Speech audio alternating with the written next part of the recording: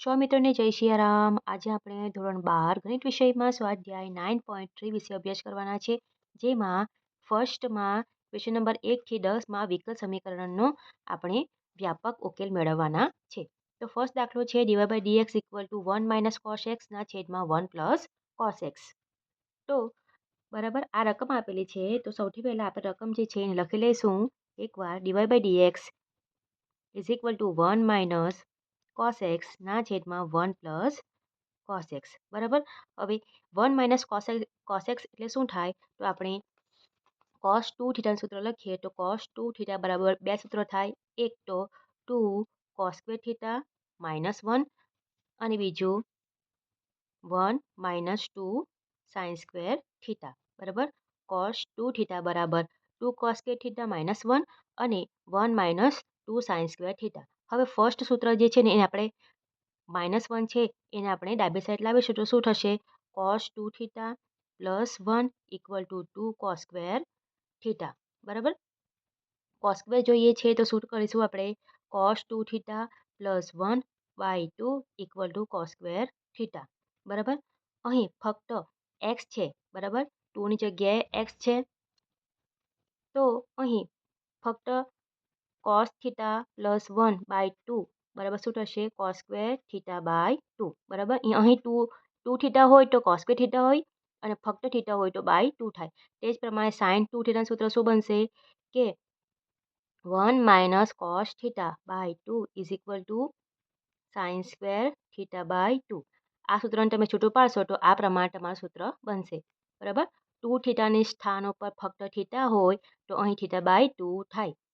હવે આ સૂત્ર એમાં અપ્લાય કરીએ તો શું થાય? 1 - cos θ એટલે શું થાય? sin square x/2.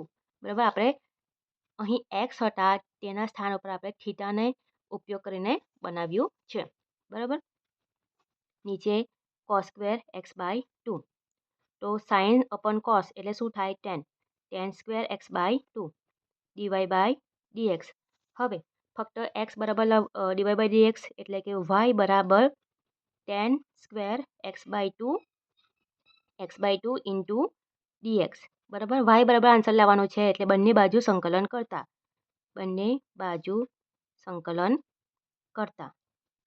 બરાબર. તો શું થશે? સંકલન ઓફ dy = સંકલન of tan square x/2 dx. હવે આપણે જાણીએ છીએ કે tan square નું સંકલન થતું નથી, એટલે આપણે બીજું સૂત્ર જાણીએ છીએ કે 1 + tan square θ = sec square θ.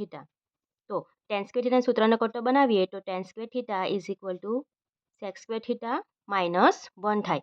તો એ સૂત્ર આપણે એમાં અંદર મૂકીશું.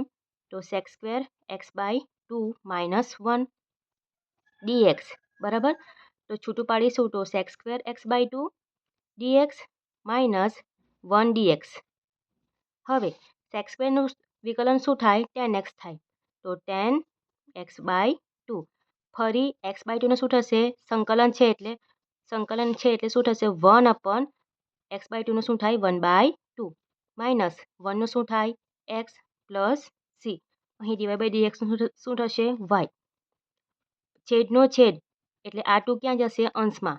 ધેરફોર y બરાબર આપણને ફાઇનલ આન્સર શું મળશે? 2 tan x/2 - x + c. આ આપણો ફાઇનલ આન્સર છે. બરાબર. તો આ પ્રમાણે આપણો ફર્સ્ટ દાખલો જે છે એ અહીં પૂર્ણ થાય છે. વિડીયો પસંદ આવ્યો હોય તો વિડીયોને જરૂરથી લાઇક કરજો. ચેનલ ઉપર નવા હોય તો ચેનલને સબસ્ક્રાઈબ કરવાનું ભૂલતા નહીં. અને વિડીયો ઉપયોગી બન્યો હોય તો કોમેન્ટ બોક્સમાં તમે જણાવી શકો છો. બરાબર. ફક્ત થેન્ક યુ કહી દેવાનું છે, બીજું કંઈ નહીં કહે તો પણ ચાલે. અથવા તમને કયા સ્વાધ્યાયને કયા દાખલા જોઈએ છે એ તમે કોમેન્ટ બોક્સમાં જણાવી શકો છો. બરાબર. કોઈ પણ ધોરણના 6 થી 12ના કોઈ પણ ધોરણના તમને કયા દાખલા જોઈએ છે એ તમે કોમેન્ટ કરી શકો છો. તો મળીએ આપણે આગળના વિડીયોમાં. સૌને રાધે રાધે.